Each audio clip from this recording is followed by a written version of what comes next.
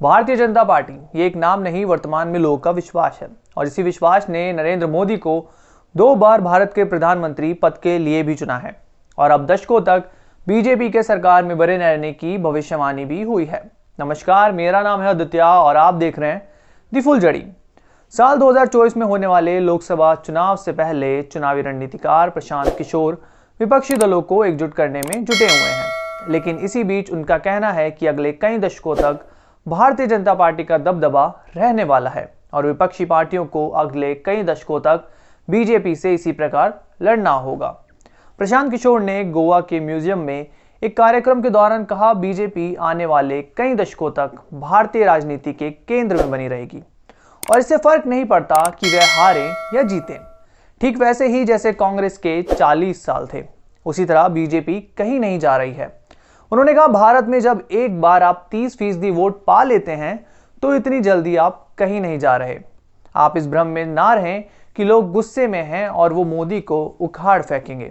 हो सकता है लोग मोदी को हटा दें, लेकिन बीजेपी फिर भी राजनीति के केंद्र में बनी रहेगी और कई दशकों तक आपको बीजेपी का सामना यूं ही करना पड़ेगा। इसके साथ ही प्रशांत किशोर ने राहुल गांधी पर भी निशाना साधते हुए कहा, वह मोदी की ताकत को नहीं समझ रहे।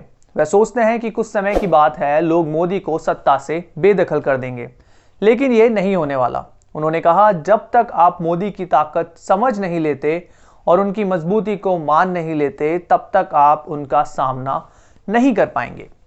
लोग मोदी की ताकत को समझने में ज़्यादा समय नहीं दे रहे और वह ये नहीं समझ रहे कि मोदी इतने पॉपुलर कैसे हो रहे हैं। उनका सामना करने के लिए इसका पता होना बहुत ज़रूरी है। हिंदुस्तान टाइम्स की रिपोर्ट के अनुसार प्रशांत किशोर ने इस साल पश्चिम बंगाल विधानसभा चुनाव में टीएमसी की जीत में बहुत अहम भूमिका निभाई थी, लेकिन इसके बाद उन्होंने ऐलान किया था कि वह ममता बनर्जी के साथ अब आगे काम नहीं कर रहे। हालांकि अब वह पर्दे के पीछे रहकर काम कर रहे हैं और गोवा में अगले साल होने वाले विधानसभा चुनावों में टीएमसी की जमीन तलाशने गोवा पहुंचे हैं। हाल ही में खबर आई थी कि प्रशांत किशोर जल्द ही कांग्रेस को भी ज्वाइन कर सकते हैं। उन्होंने सोनिया गांधी के अलावा राहुल गांधी और प्रियंका गांधी से भी मुलाकात की थी।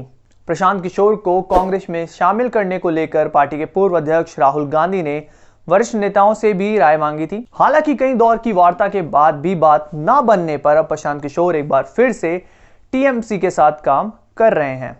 आप प्रशांत किशोर की इस भविष्यवाणी के बारे में क्या सोचते हैं, कमेंट करके जरूर बताइएगा। और क्या आपको भी लगता है कि बीजेपी अब दशकों तक कहीं नहीं जाने वाली, इसके बारे में भी कमेंट सेक्शन में अपनी राय जरूर रखिएगा। अगर आपको ये वीडियो पसंद आया हो तो ज्यादा से ज्यादा लोगों के साथ इस वीडियो को शेयर करें, चैनल को सब्सक्राइब करना ना भूलें और बने रहें इसी प्रकार की खबरों के लिए दी फुलझड़ी के साथ। फिलहाल इस खबर में इतना ही। धन्यवाद।